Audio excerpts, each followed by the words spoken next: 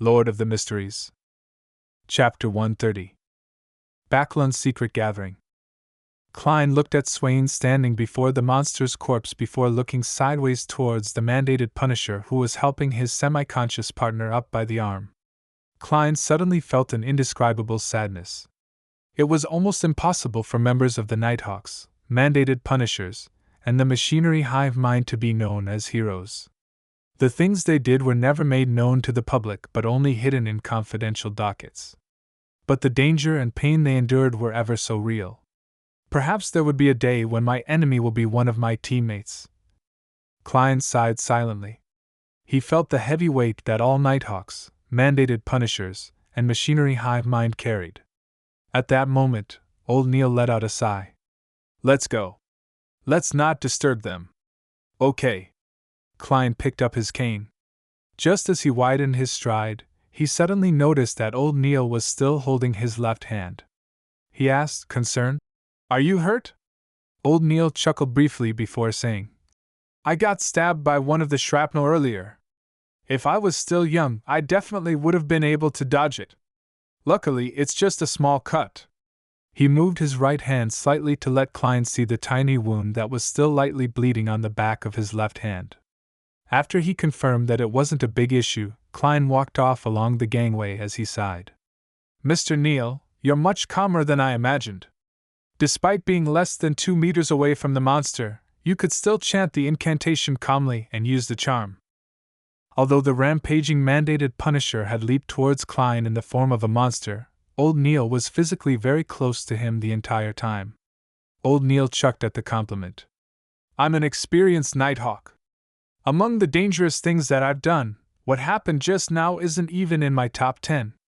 Once, when I was patrolling Raphael's cemetery with Dunn, I had no idea that a corpse had turned into a zombie and left its tomb to lie in ambush in the shadows of the trees.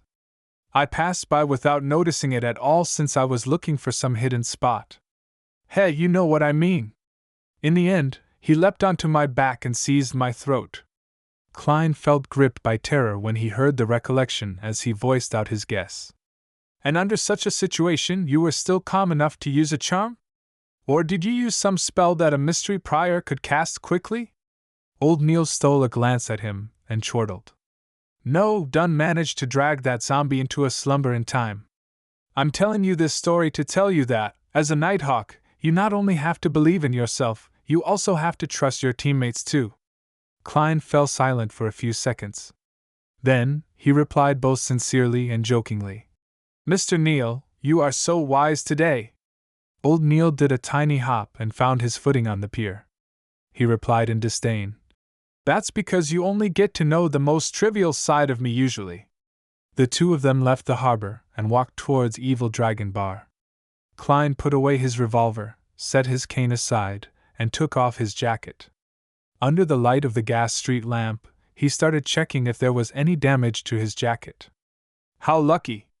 There are only a few splinters and a patch that got dirted." He removed the splinters and roughly patted the dust away. Then, he put it back on. Old Neil looked at him with a smile and mimicked his tone by adding leisurely, "What a pity, there's no way to claim compensation." Klein was temporarily at a loss for words. "I'm not such a person," he emphasized in his heart. As the public carriage arrived, Klein took out his silver vine-leaf pocket watch and flipped it open to check the time. "If there's nothing else, I have to head home," he turned to tell old Neil. Old Neil nodded slightly and said, "Enjoy your dinner at home. You don't need to think about the slumber charm. I'll get Swain to compensate me. He's a rich man after all. Of course, I won't go today. I have to consider his mood." Klein opened his mouth, but in the end, he only said, "Thank you for your generosity." He boarded the carriage quickly and returned to Daffodil Street. It was already past 7 in the evening, and the sky had already grown dark.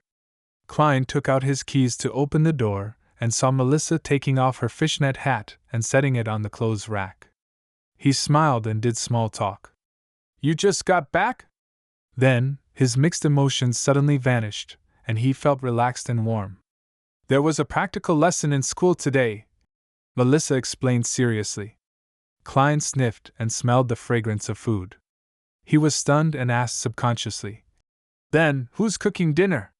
The moment he finished his sentence, both of them answered the question in unison. "Benson!" Their tone had a hint of alarm. Benson, who had heard their conversation, walked out of the kitchen. While wiping his hands on an apron, he said, "Do you have no confidence in my cooking? I remember that before Melissa learned how to cook, you two would wait for me to come home and watch me cook with anticipation. Actually, cooking is so easy. You want potato beef stew? Put in the beef first, then the potatoes, then add some seasoning." Klein and Melissa exchanged glances and remained silent. Putting aside his cane and took off his hat, Klein turned around and smiled. "I think it's time to hire a maidservant. It's very unhealthy to not eat dinner on time. But I don't want to have a stranger next to us when we chat. That'll make me feel uncomfortable," Melissa said, subconsciously finding an excuse to object. Klein spoke with a smile as he took off his jacket. "I don't mind."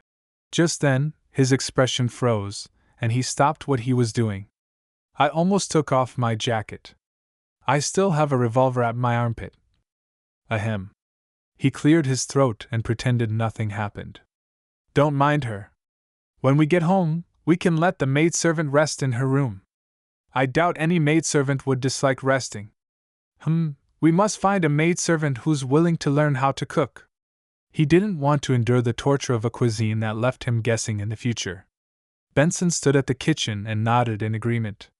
"When we have time, we can go over to Tingen Family Servant Assistance Association. They have a great deal of experience and many resources in this field." "All right, it's decided then." Klein ignored Melissa's unwilling look. Backlund, Empress Borough, Viscount Glaint's residence. Audrey Hall left the party with her personal maid, Annie. They came to the second floor and entered the bedroom that the Viscount had prepared. She took off her glamorous dress and her lightweight dancing heels slowly with Annie's assistance. She then put on a black hooded robe that she had prepared ahead of time. Pulling up the hood, Audrey stood before the full mirror and examined herself. She saw that more than half her face was covered by the shadow of her hood, and only her beautiful lips were clearly exposed. Long black robe, face hidden by shadows, a mysterious feeling. "This is something I've been dreaming of wearing all this time," Audrey thought to herself happily.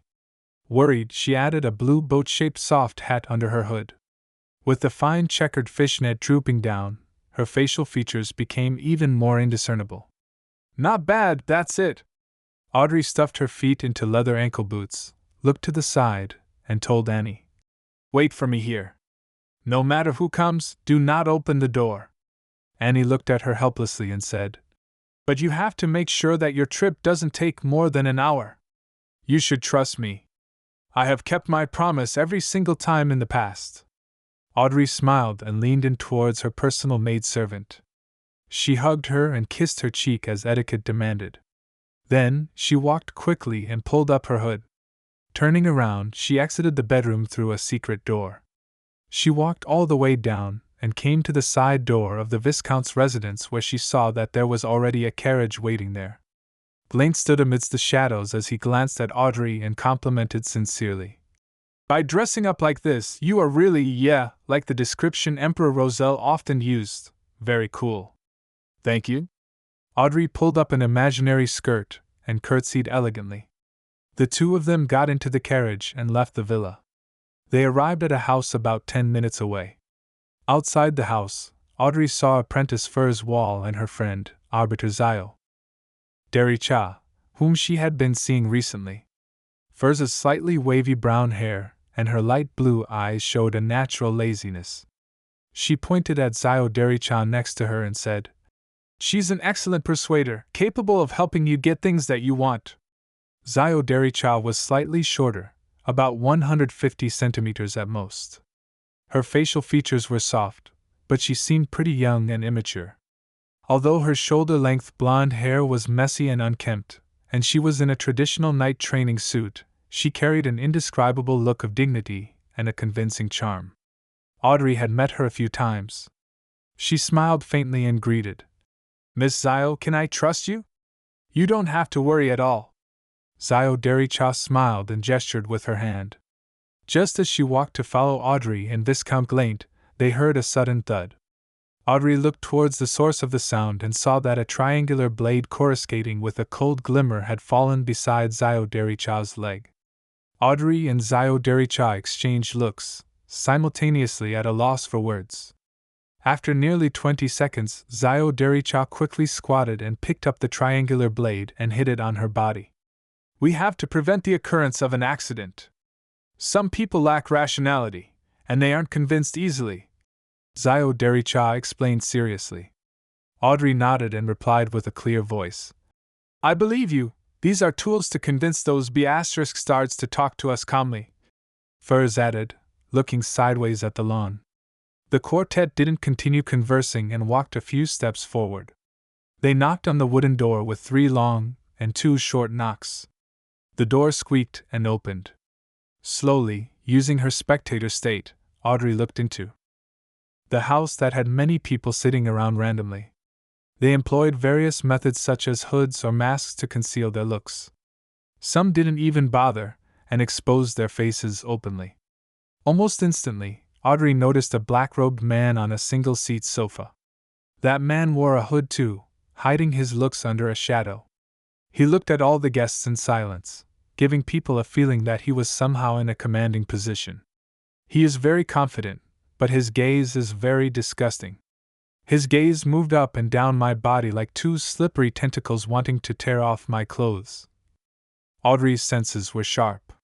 She carefully observed and made a judgment calmly, but she nearly had goosebumps. Furs introduced him.